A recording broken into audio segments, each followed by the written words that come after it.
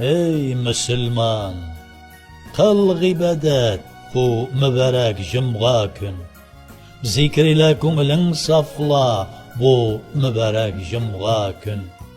Bu gün aytgan salavatni Rasulimiz işitir, ihlas ile kıl ibadet bu mübarek cuma gün. Tağlar gibi günahın bulsa gafu iter bir Xuda.